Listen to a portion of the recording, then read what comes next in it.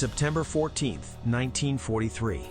Just after dawn, outside the village of Battipaglia, southern Italy. The air smells like burned olive wood and wet earth. Smoke drifts low across the fields, clinging to the ground as if it doesn't want to rise.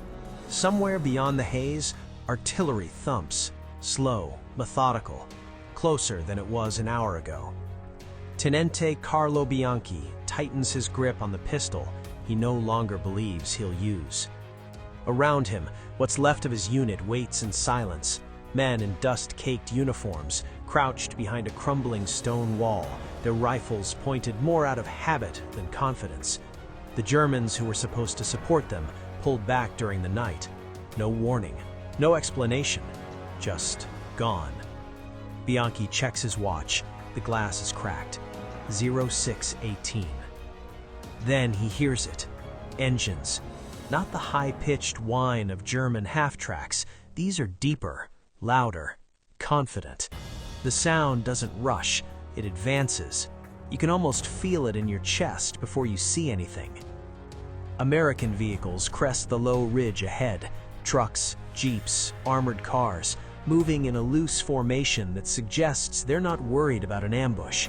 Infantry follows behind them, spreading out with calm efficiency. No shouting, no panic, just momentum.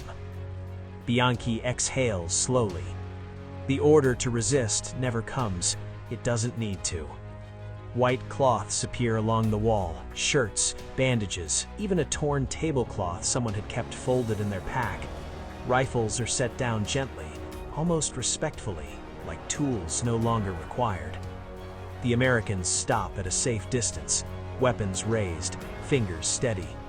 A young officer steps forward, helmet tilted back, face smeared with dust and sweat. He shouts in accented Italian, "Ufficiale, avanti!" Bianchi straightens his tunic, wipes his hands on his trousers, and walks out into the open. The search is quick, professional, almost polite. A soldier pats him down, removes the pistol, nods once and steps aside. Another hands him a cigarette. American, white paper, a filter. Bianchi hesitates, then accepts. The lighter clicks. The flame is steady, shielded by the soldier's palm. For a moment, neither man speaks. Then Bianchi is guided toward the rear, past rows of American troops digging in, setting up radios, unloading crates from trucks that seem to multiply the farther you walk. Everywhere he looks, men are working, not frantically, but continuously, like parts of a machine that never stops. They reach a small clearing where prisoners are being gathered. Italian soldiers, a few Germans, some wounded, already receiving medical attention from American medics who don't bother asking which side they were on 5 minutes ago. Bianchi sits on an overturned crate, exhaustion finally settling into his bones. That's when he notices it. The crate beneath him is stamped with black stenciled letters. Not ammunition, not fuel. Rations. He runs his fingers over the wood grain. The crate is solid, new, not something repurposed a dozen times. The lid has been pried open and left that way. Inside, neatly packed, are boxes, tins, wrappers, more food than his platoon has seen in weeks. A guard notices his stare. "You hungry?" the American asks. Bianchi doesn't answer, he just nods. The guard reaches in and pulls something out, a rectangular package wrapped in waxed paper. He tears it open and hands it over. Chocolate. Not the chalky substitute the Italians received in ration issues when supplies were good. This is dark, real. It smells faintly sweet even before Bianchi breaks off a piece. He tastes it and freezes. For a second, he forgets where he is. The flavor is rich, smooth. There is sugar here, cocoa, ingredients that require ships, factories, time, things Italy ran out of long ago. The guard chuckles, reaches back into the crate. Canned meat, crackers, a small packet labeled coffee, even a stick of gum. Bianchi spreads the items on the crate lid like artifacts. "This is for one man?" he asks quietly. The American shrugs. "One day, sometimes more." Bianchi's eyes drift back across the clearing, past the prisoners, past the medics, past the radios and machine guns, to the trucks. Dozens of them. Engines idling, drivers smoking, crates stacked high, some marked with dates weeks in the future. He thinks of his last ration issue. Hard bread, mold scraped off with a knife, a tin of beans shared between 3 men, coffee made from roasted barley, orders to make it last. He thinks of letters from home describing empty shelves and ration cards with nothing left to redeem. And then he looks back down at the American crate, at the excess, at the calm assumption that tomorrow will be supplied too. For the first time since the war began, a thought forms in his mind that has nothing to do with tactics or courage or ideology. It is colder than fear and heavier. They are not fighting the same war we are. Bianchi closes the ration crate slowly, as if sealing something dangerous inside. Because in that moment, sitting on American food meant for tomorrow, and the next day, in the next, he begins to understand something far more terrifying than defeat in battle. And he realizes this war will not be decided by bravery. It will be decided by crates. The crate stays in Bianchi's mind long after the cigarette burns down to ash between his fingers. He watches the Americans work, not with suspicion, with a kind of quiet disbelief. The prisoner enclosure is temporary. Rope, stakes, a few guards rotating in and out, but everything around it feels permanent, organized, intentional. Trucks arrive, unload, turn around, and leave again in a rhythm so smooth it barely draws attention. No shouting, no frantic gestures, just systems doing what they were designed to do. Bianchi has spent 3 years watching the opposite. Orders that arrive late, fuel that never comes, promises that dissolve somewhere between Rome and the front. Now he sees men who assume tomorrow will be fed, and because of that, they fight differently. An American private passes by carrying a crate of ammunition.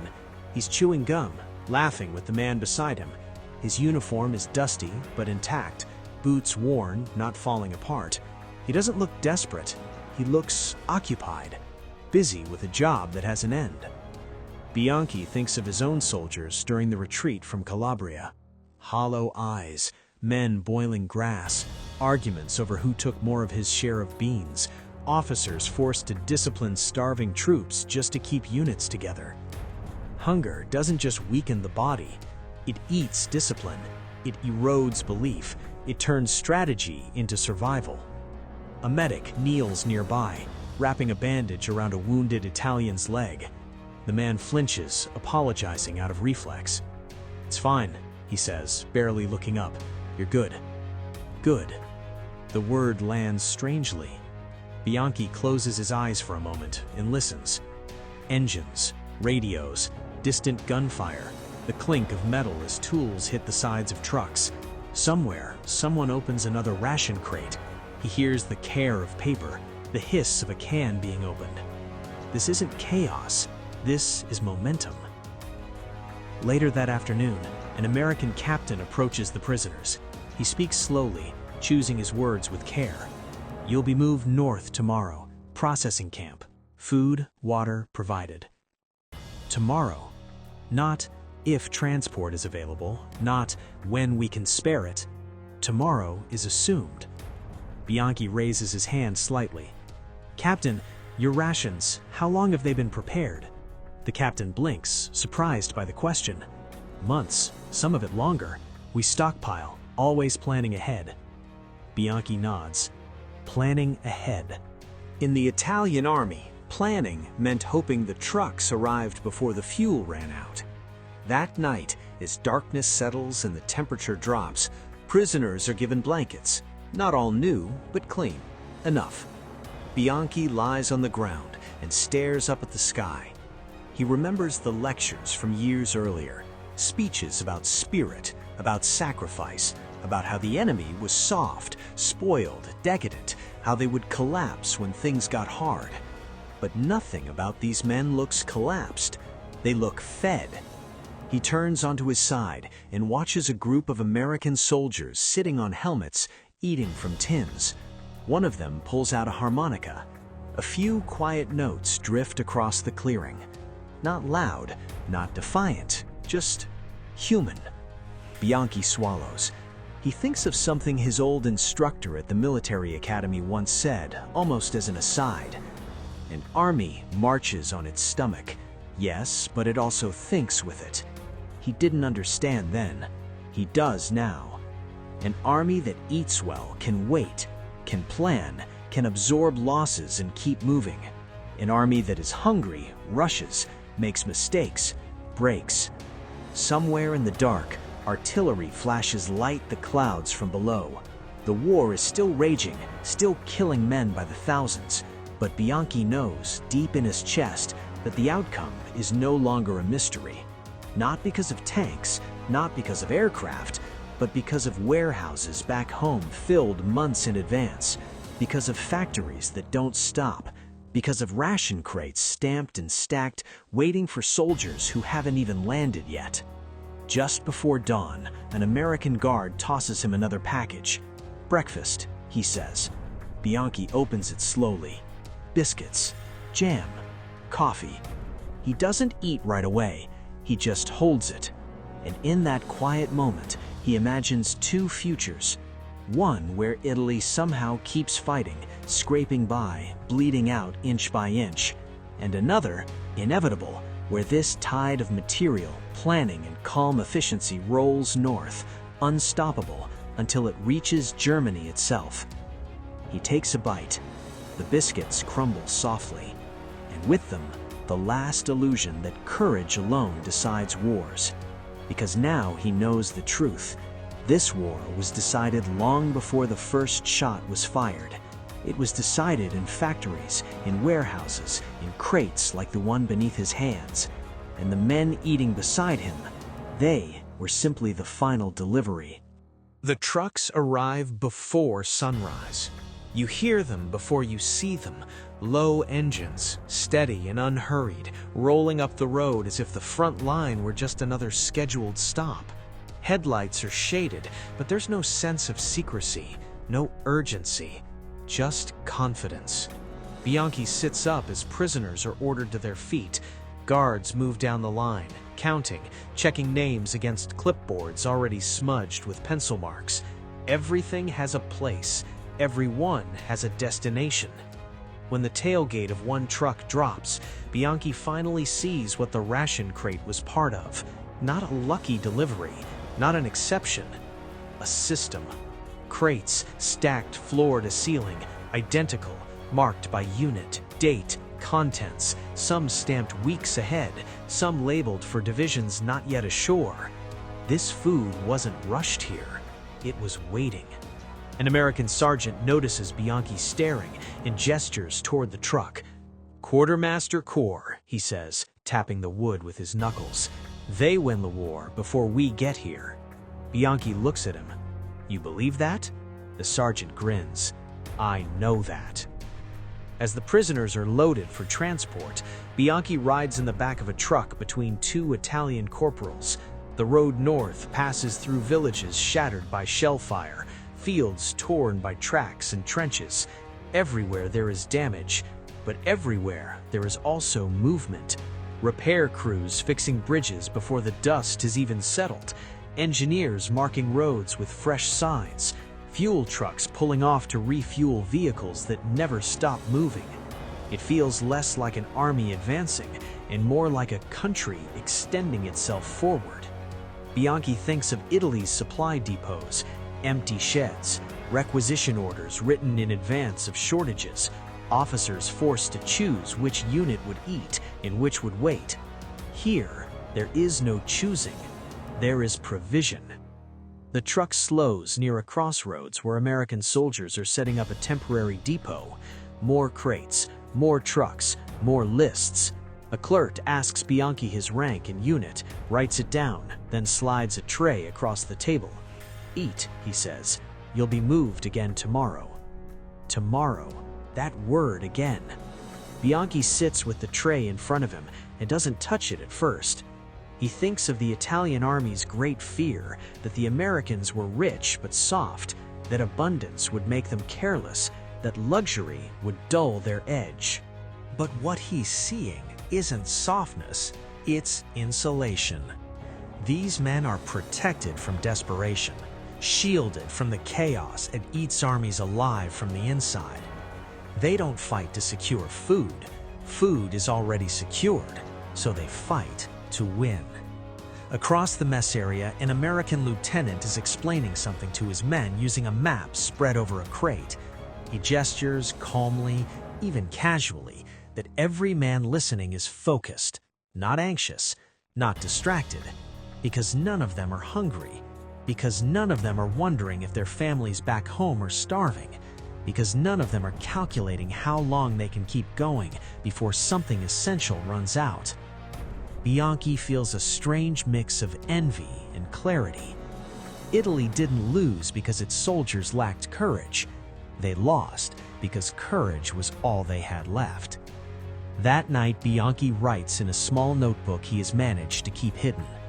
Not strategy, not complaints, an observation. An army that plans only for today is already defeated. He underlines it twice. The sound of trucks continues through the night, coming and going like a heartbeat. Supplies flowing forward, wounded flowing back. The machine never stops. And for the first time since he put on his uniform, Bianchi feels something close to peace. Not relief, acceptance, because now he understands the scale of what Italy and Germany are facing.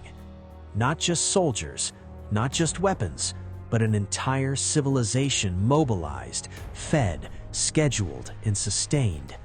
A war measured not in battles, but in boxes. The realization doesn't stay with Bianchi alone. It leaks, quietly, inevitably. In the days that follow, as prisoners are transferred north through a chain of temporary camps, the same pattern repeats itself. Food on arrival, medical checks without delay, blankets, water, orders that make sense and are carried out when promised. Italian officers talk in low voices at night. At first, they whisper about battles, Salerno, Taranto, the landings, who held, who broke, who ran. Then, the conversations change. They start talking about trucks, about how many, about how often they arrive, about nothing seems to be rationed in a way that suggests fear. A major who fought in North Africa shakes his head as he stirs powdered coffee into hot water. In Libya, he says quietly, we lost divisions waiting for fuel that never came. Another officer, older, more tired, replies, here, they waste fuel idling engines. No one laughs, because it isn't waste, it's margin. Bianchi listens more than he speaks. He doesn't need to convince anyone. The evidence is everywhere, in every crate, every meal, every smooth transition from one camp to the next. One afternoon, a German captain joins their group. He's sharp-eyed, disciplined, still carrying himself like a man who believes in systems. At first. Then, he notices the food, the coffee, the cigarettes, the medical supplies that appear without begging or barter. That night, he asks Bianchi a question in careful Italian. Do you think they can keep this up? Bianchi doesn't answer immediately. He thinks of the crates marked weeks ahead, of the trucks rolling through darkness, of the calm assumption of tomorrow. Yes, he says finally, indefinitely. The German officer nods once. He doesn't argue. As the weeks pass, the prisoners hear news. Rome has fallen. The line is moving north. American factories are producing aircraft faster than Germany can train pilots to fly them. These are facts. But facts only matter when you're ready to accept them. Bianchi sees acceptance spreading like a slow dawn. Not panic, not despair. Clarity. Men stop talking about turning points and start talking about survival. "How long do you think the war will last?" someone asks one evening. "Not long," Bianchi replies. "But long enough," he adds, "for them to bring everything they need." That night, an American guard overhears part of the conversation. "You guys will be all right. This will be over before you know it." Bianchi almost smiles, because the guard isn't boasting. He's stating a schedule. On a cold morning in October, Bianchi watches another convoy arrive. This one carries winter gear, coats, gloves, boots, issued before the cold truly sets in. He remembers men in Greece wrapping their feet in rags. He remembers frostbite claiming soldiers before bullets ever could. Here, winter is anticipated, neutralized. The war, Bianchi realizes, is being fought in advance. And every day the Allies fight tomorrow's problems today, the Axis is forced to fight yesterday's battles with empty hands.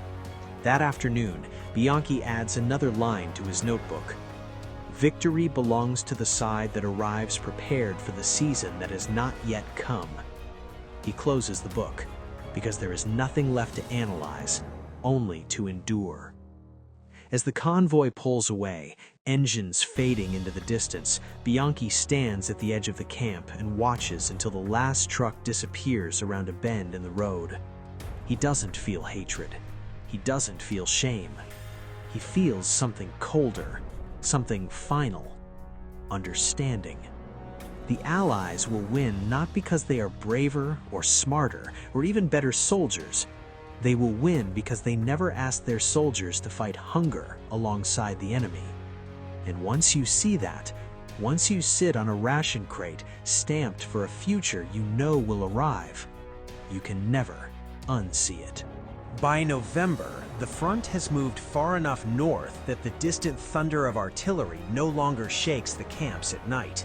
But the trucks never stop. Bianchi notices that before anything else. The war sounds quieter, the logistics sound louder. Even in captivity, time keeps its American rhythm.